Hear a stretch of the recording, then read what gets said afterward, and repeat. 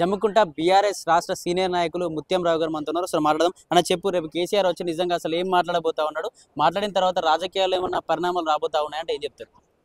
కేసీఆర్ గారు 5 సంవత్సరాలు వీళ్ళు కాంగ్రెస్ ప్రభుత్వం ఉంచుతాడు. పరిణామాలు ఏముండే ఉండాల్సిందే, ప్రజలకు అర్థం కావాల్సిందే ఫస్టే చెప్పిండు.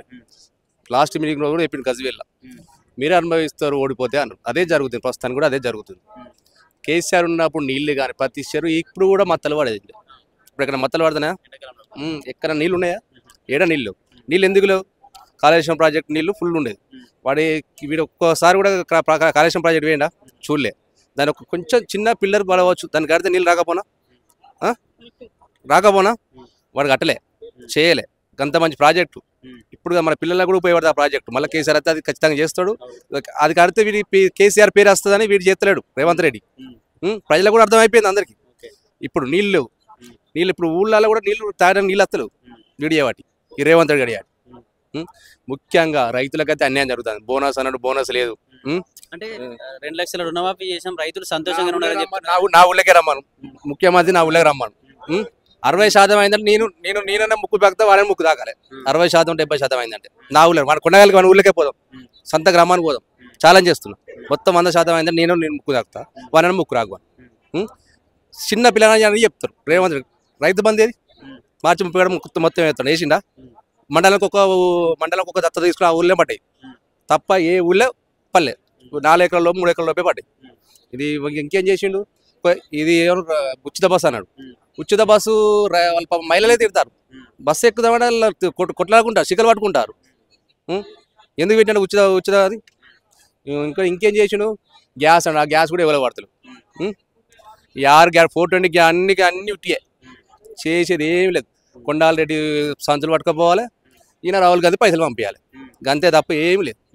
అంటే కేసీఆర్ గత 10 సంవత్సరాలలో మొత్తం అప్పులు చేసిపోయాడు, పైసలు బాగా సంపాదించుకున్న కుటుంబాలకి రాజకీయ నాయకులు చేసేసిండు అని చెప్పేసి కూడా రేవంత్ రెడ్డి చెప్తా ఉన్నాడు. మా ప్రభుత్వంలో రైతులు కావచ్చు, నిరుద్యోగులు కావచ్చు, మహిళలు అందరూ సంతోషంగా ఉన్నారని చెప్పి. మిషన్ కాకతీయ కానీ ఎవరు చేసారు? కెనాళ్ళు మొత్తం అంత పూటి కాబట్టి కెనాల్ ఎవరు తీసారు? షెర్ల నీళ్ళు ఎవరు ఇచ్చారు? కరెంట్ సబ్సిడీలు ఎన్ని సబ్సిడీలు పడ్డాయి? అదరికి ఇట్లా కరెంట్ ఉండేదా? 24 hours ఇంటి ఒక్క సెకండ్ కూడా కరెంట్ పోకుండా ఇచ్చిండు. ఇప్పుడు కరెంట్ ఎందుకు పోతాను? ఒక్క సెకండ్ కూడా కరెంట్ ఇచ్చిండు 10 సంవత్సరాల. ఎన్ని చేసిన కేసీఆర్ పనులు? అప్పులు కావాలని అప్పులు కావాలి. వీడికి సంవత్సరాలు ఏమైనా పని చేసి ఒక శంకుస్థాపన చేసినా అంతగా డబ్బులు ఎక్కువ అప్పు చేస్తుండు. ఒక్క పని చేయకుండా కూడా. సీసీ రోడ్లు చూసుకో. అప్పుడు కేసీఆర్ అప్పుడు ఎట్లా సీసీ రోడ్లు పోయి ఇప్పుడు ఏమొక పని చేసిందా? ఒక్క శంకుస్థాపన ఉన్నా చెప్పురు మీరు. ఒక్క శంకుస్థాపన ఉన్నా. రోడ్లు ఎట్లా చేసిండు? అన్ని ఎట్లా చేసిండు? ఏమైనా రోడ్లు లేకున్నాయా? ఇంకా మళ్ళీ ఒకసారి అయితే అన్ని మొత్తం అయిపోయి ఇంకా ఈయన ఒక్క పని చేసేయలేదు. బిల్లాప రాహుల్ గాంధీ దగ్గర ఓడు, మళ్ళీ అటు అమిత్ షాకు వాళ్ళు మేరమేనే. వీడు బీజేపీ కాంగ్రెస్ మాకు ఏం అర్థం అవుతలేదు. రెండొకటే బీజేపీ కాంగ్రెస్ రెండొకటే. అసలు బీజేపీ మనిషి కాంగ్రెస్ మనిషి వెళ్తారు. రాహుల్ గాంధీకి వాళ్ళ సీనియర్ నాయకులు కూడా అర్థమైపోయింది. వాళ్ళకు కూడా డౌట్ వచ్చింది. చంద్రబాబు మనిషి అందరూ తెలిసిపోయింది. అసలు కాంగ్రెస్ వాళ్ళు కూడా టీఆర్ఎస్ అయితే సిద్ధంగా పడ్డారు. మెయిన్ సీనియర్ నాయకులు. నేను వెళ్తే ఒక 25 మంది 30 మంది ఎమ్మెల్యేలు సిద్ధంగా ఉన్నారు, కానీ కేసీఆర్ తీసుకోడు, ఆగాలంటాడు. వాళ్ళ ప్రభుత్వం సంగతి చూడాలి, మనకు ప్రజలకు అర్థం కావాలి. ఇంకా 3 సంవత్సరాలు ఉన్నాయి. ఇంకా 3 సంవత్సరాలు ఏమున్నది? 3 సంవత్సరాలు అయిపోయాయి అంతేనా?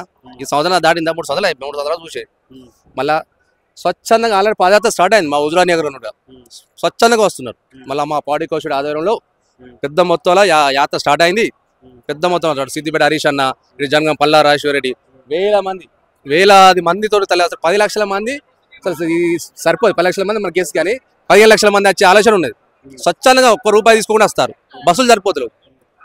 మా ఊరు చాలా మంది కేసీఆర్ అసలు రేపు వచ్చి ఏం మాట్లాడబోతున్నా అని చెప్పేసి తెలంగాణ రాష్ట్ర వ్యాప్తంగా ప్రజలు ఎదురు చూస్తూ ఉన్నారు. అసలు ఏం మాట్లాడబోతున్నారు? ఆయన మాట్లాడే స్పీచ్ రేపు మీరు వింటారు. విన్నాక ప్రజలకు కూడా అర్థమవుతుంది. అర్థానికి ఈ దెబ్బకు కాంగ్రెస్ వాడి పిచ్చి లేవాలి. రేవంత్ రెడ్డి కానీ, ఉత్తమ్ రెడ్డి కానీ, ఆయన పెద్ద మాట్లాడుతాడు. రాజగోపాల్ రెడ్డి ఇంకోడు వాడు ఉన్నాడు, వెంకటరెడ్డి. వాళ్ళు పైసల మనసులు వాళ్ళకి అంతే. వాళ్ళకి ఏ గవర్నమెంట్ ఏం చేస్తానే కదా వాళ్ళకి అర్థమవుతలేదు ఇంకా. ఓకే.